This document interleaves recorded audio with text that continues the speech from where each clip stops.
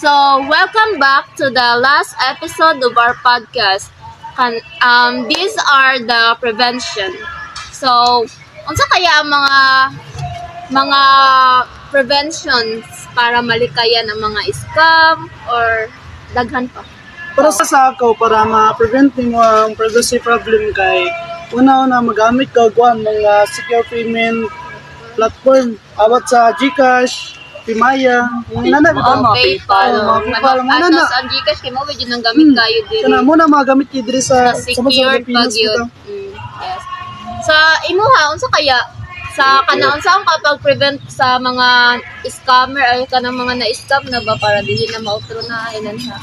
Okay. Isa raman na dapat pag once nga magamit mo like mo order dapat siguro gini mo ang mga post like ana imo i-review review tarong maniguro ikaw apil ba nilang shop nila lapan mo ng followers ba natawon yung tarong sa pasig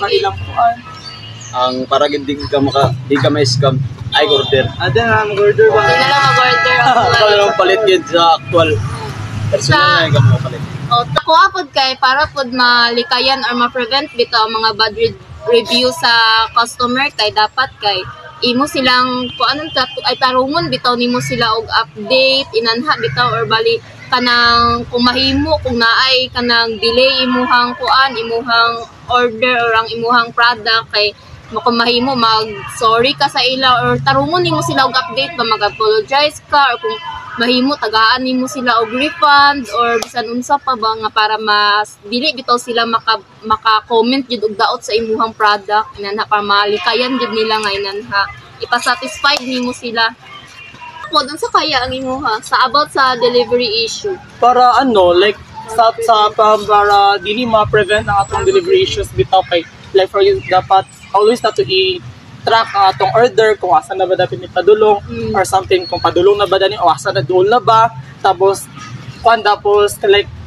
ang customer dapat ato po i-update kung ma-delay ba ang order nga sigara ba nang mga bagyo ma-delay ba sigara ma-delay ba ya bulan tapos if kung maabot naman tingali imo ang product tapos tanaw sa nato ang product to check on kung nabay damage damage videohan man na dapat video nila siya picture nimo kung para mabalik man dayon ay pwede man na mabalik sa mga seller balikan man siya kung may damage yes goods. So that is the end of our last episode. Thank you for watching, guys.